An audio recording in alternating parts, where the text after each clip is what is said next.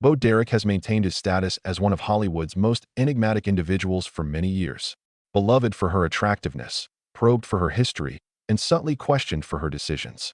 John Derek, who was much older and married, was the object of tremendous controversy and eyebrow-raising from the start of their relationship, sparking a never-ending cycle of conjecture. Bo has spoken up about what many have assumed for years, finally breaking her silence at the age of 68. The candor and honesty of her statement stunned many, and it has the potential to shock even her most devoted followers. Derek Bo has had a very extraordinary life. One of Hollywood's most famous faces, Mary Kathleen Collins, was born on November 20th, 1956, in Long Beach, California. Her rise to stardom and the scandals that accompanied it, however, started long before she made an appearance in a Hollywood film. The unique road Bo chose, marked by choices that still stir discourse decades later, is what sets her apart, not only her beauty or her renowned cinema roles. Bo Derek's life is a roller coaster of celebrity, scandal, resilience, introspection, and reflection, beginning with her humble beginnings and continuing through her ascent as a sex symbol, her tumultuous relationship with John Derek, and her subsequent advocacy work. Meeting director John Derek on set of Fantasies in the early 1970s was a life-altering event for Bo. John Derek, a famous photographer and director, was 30 years her senior and married when she was only 16 or 17 years old. After they met, a series of incidents occurred that garnered a lot of attention from the public. Because of Bo's advanced age, the couple decided to leave the United States and settle in Europe to avoid any potential legal issues. Their love grew there, away from the prying eyes of American media and Hollywood. Speculation and controversy were intensified by the choice to depart the nation. While many questioned the imbalance of power between the seasoned filmmaker and the young actress-to-be, they stayed together in spite of the criticism. Bo and John Derek tied the knot on June 10, 1976, a full year after her 18th birthday. Some were astonished by the move, while others felt it validated their assumptions about the relationship's sincerity. Bo was there for John even when the naysayers persisted in casting doubt on their budding affection. In the job and in her personal life, he married her, mentored her, and served as her director. After that, there was a dramatic merging of their private and professional lives. For a while now, we've been keeping tabs on him. A real estate agent, Charles was. There has to be an error somewhere. Directed by Blake Edwards, the 1979 film 10 was Bo Derek's big break. Bo became an overnight sensation once the film became a box office smash. A cultural touchstone was her look, particularly the iconic image of her sprinting on the beach with beaded cornrow braids. Bo became an international sex symbol after the 10 photograph made her famous. The picture may not have been John's directorial debut, but the reputation he helped establish for her was invaluable. For all intents and purposes, Bo became famous overnight. However, his stardom was based more on his good looks than his performance.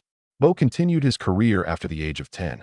However, her subsequent film roles were not as successful as her breakthrough performance. She had a starring role in John Derek's 1981 film Tarzan, the Ape Man. Many critics and moviegoers felt the same way about the picture. A lot of people thought the movie put Bo's physical attractiveness ahead of the plot and the acting. This trend continued in 1984 with Bolero, another critically panned John Derek production. With this picture, the duo solidified their reputation for making visually focused but critically mediocre pictures, and it also won many Golden Raspberry Awards. No longer. Ghost Can't Do It, her final picture with John Derek, came out in 1989. Commercially and critically, this picture was a bust, much like all of their others. For Bo, the part signified the conclusion of a period that had been significantly shaped by her husband's guidance. The business and critics did not warm up to their films, despite the attention they garnered.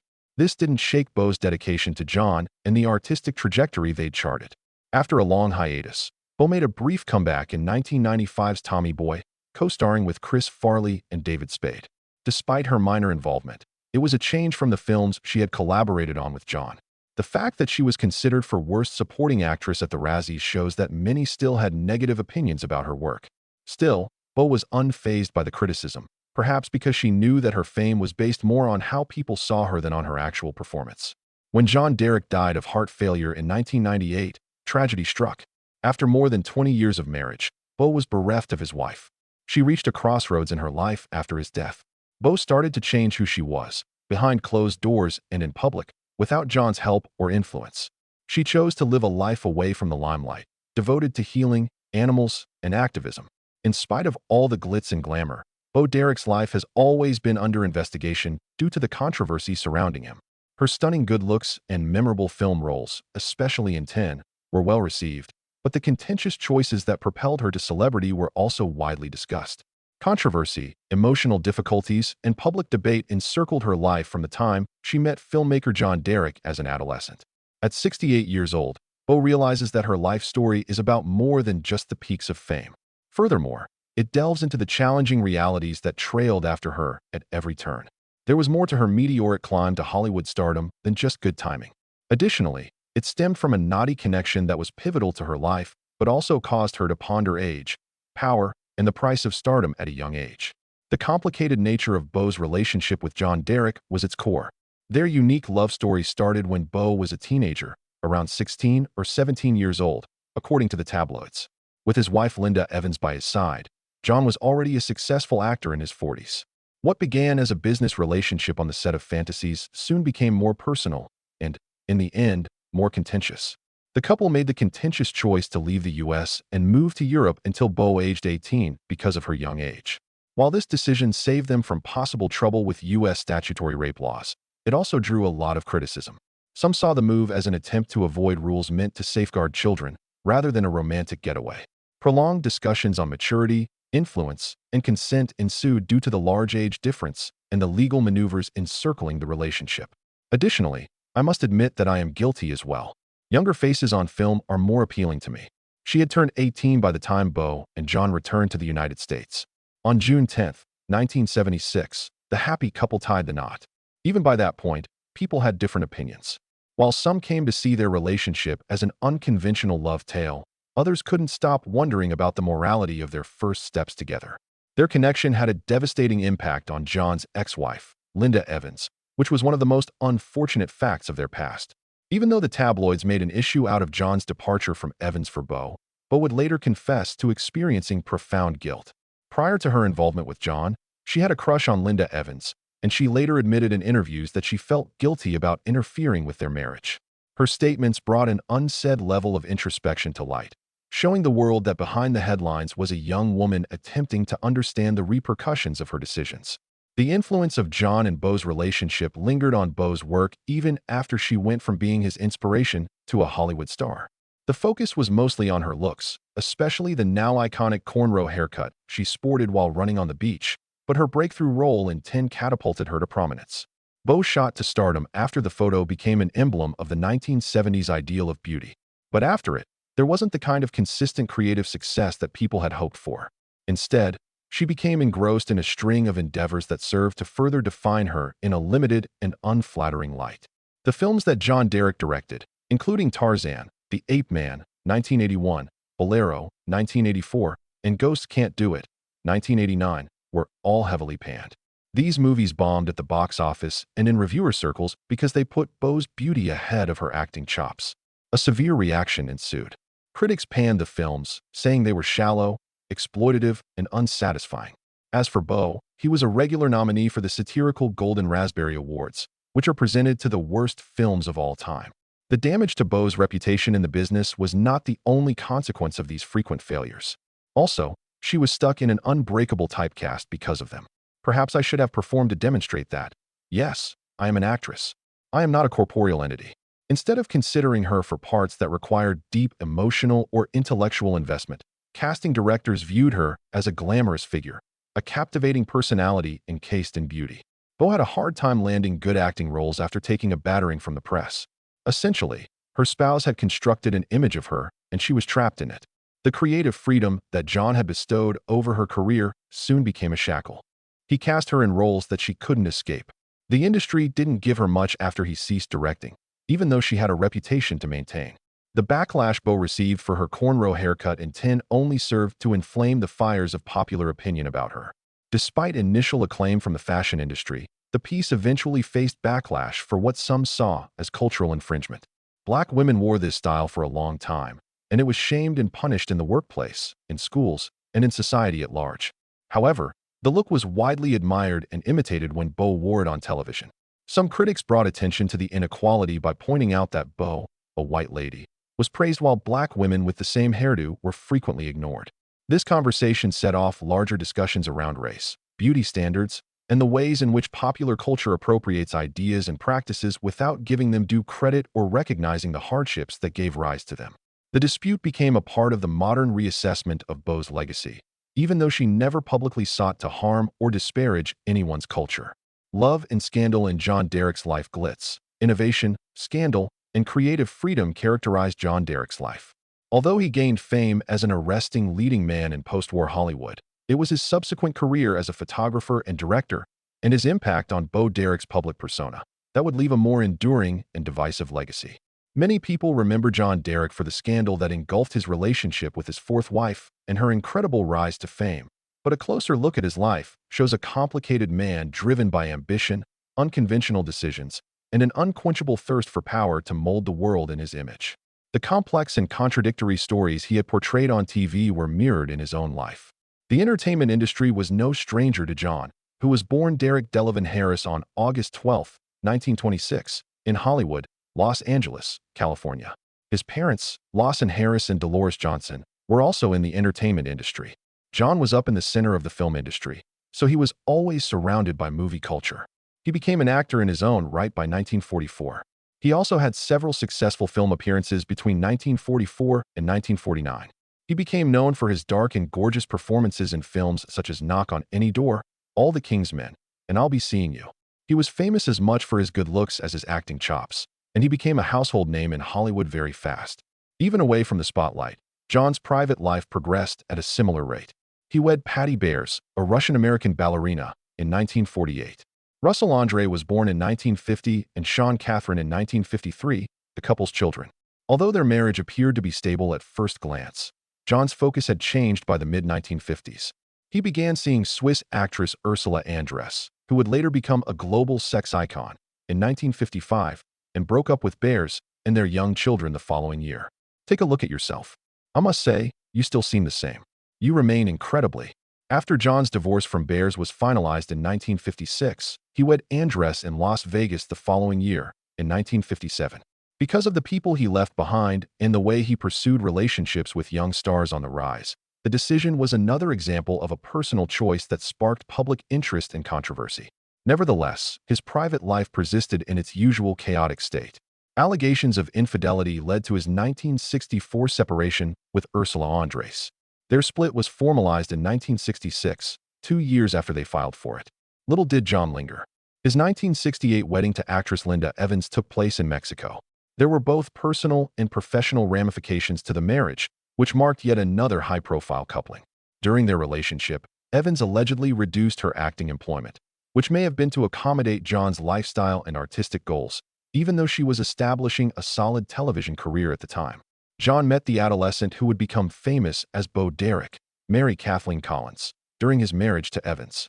They first crossed paths in Greece in 1973 or 1974 while filming Fantasy. In contrast to John, who was in his late 40s, Beau was barely 16 years old. John found himself captivated by a considerably younger woman with a blossoming passion for performing once more.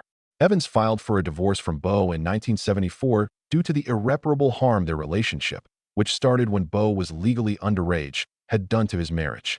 John and Beau fled to Europe, where she stayed until she became 18, to evade statutory rape accusations in the United States. Although moving away made it legal for them to stay together, it did little to protect them from the widespread criticism they faced. They tied the knot on June 10, 1976, after Beau reached marriageable age. John began to use her extensively in his creative endeavors, and she quickly took the stage name Beau Derek. John was instrumental in creating her image, especially her now famous cornrow hairstyle, even though he did not direct her breakthrough part in 10. John took on the dual role of director and manager as her star rose. He cast her in films that played off her attractiveness. In Hollywood, her sense of self was shaped by his portrayal of Beau. Once in a while, you'd come up to me and tell me, "Go, Beau, you can do it." Behind the camera, he crafted an idealized portrayal of beauty. 3 of John's feature films featuring Beau were released between 1981 and 1989. Tarzan, the Ape Man, 1981, Bolero, 1984, and Ghosts Can't Do It, 1989. Commercially, none of these movies fared well and were heavily criticized.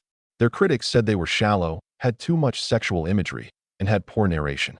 Despite her growing stardom, Bo became a frequent object of critical press and Golden Raspberry Awards because to the intense criticism. Despite the industry's disdain or mockery, John stayed unmoved and persisted in pursuing his artistic vision. He saw more than just amusement in these movies. They personified his ideal, his view of what it means to portray art and beauty. However, a lot of people thought they were exploitative, too stylized, and shallow emotionally. John Derek, 71 years old, passed away in Santa Maria, California, on May 22, 1998, from complications related to cardiovascular disease. His stormy career in Hollywood, which started with matinee idol parts and culminated with divisive films that generated criticism and discussion, came to an end with his passing.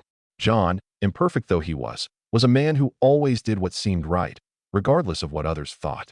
He was a rule follower who molded others around him to meet his vision, and his legacy is a topic of ongoing discussion.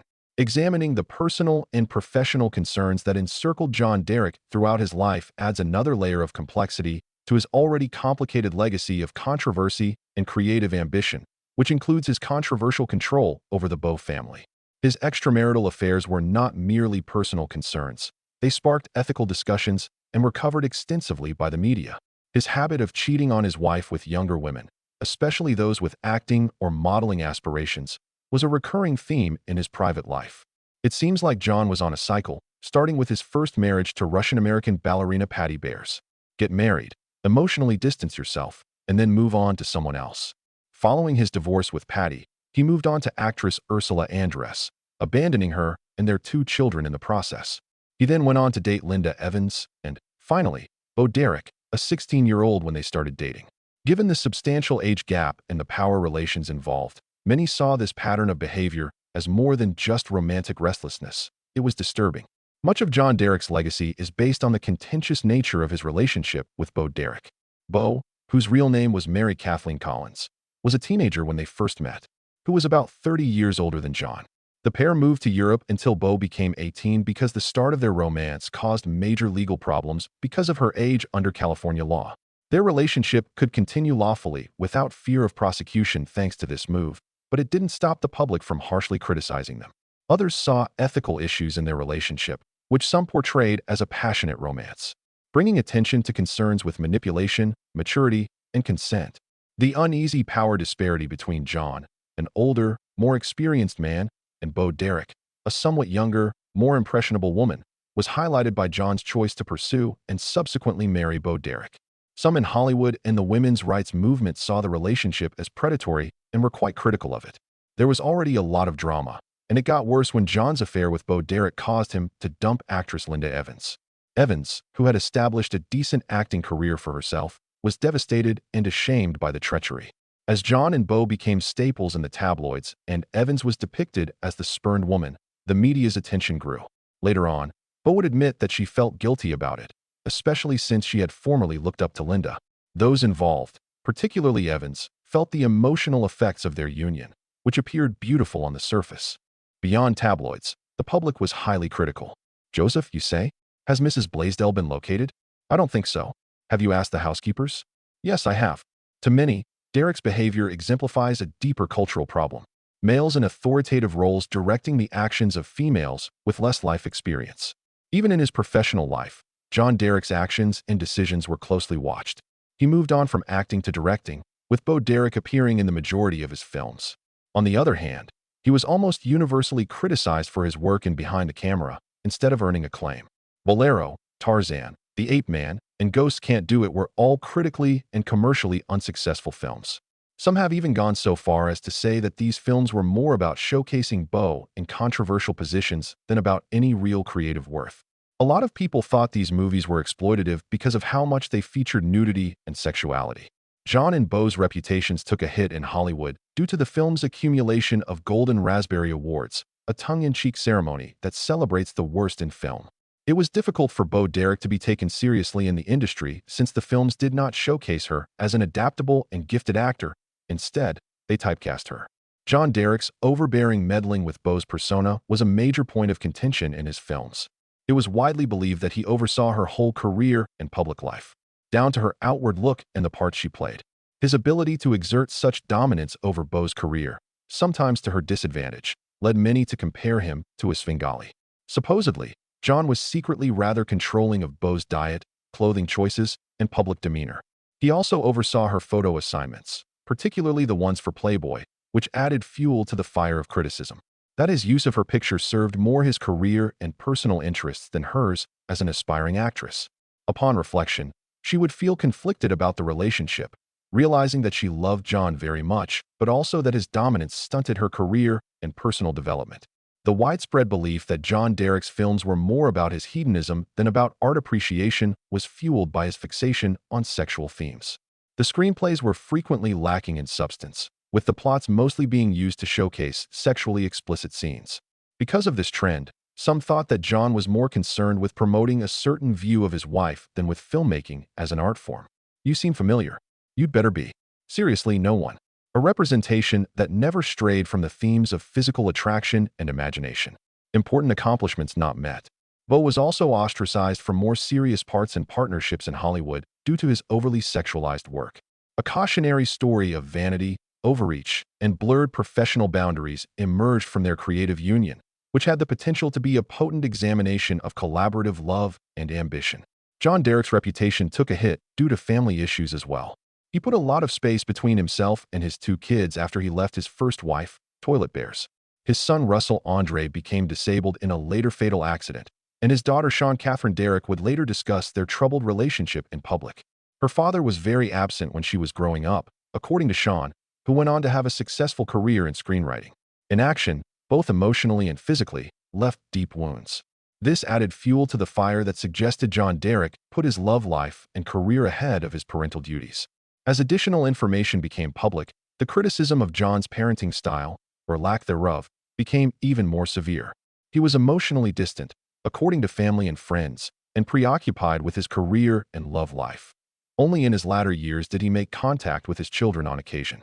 Years of neglect and separation had done their damage. The unspoken price he paid for his decisions was carried by his children, who had a hard time making peace with their father's decisions. He ignored them in favor of his next romantic interest or film project, and real people had to deal with the fallout. John Derek's quiet is broken by Beau Derek. Finally speaking out about her contentious and convoluted relationships with her late husband, filmmaker John Derek, Beau Derek, at age 68, has revealed some details about their lives together. The guy who was both an integral and divisive part of Beau's life and career has finally been brought into sharp focus by her latest comments, after years of conjecture, incomplete interviews, and unanswered questions.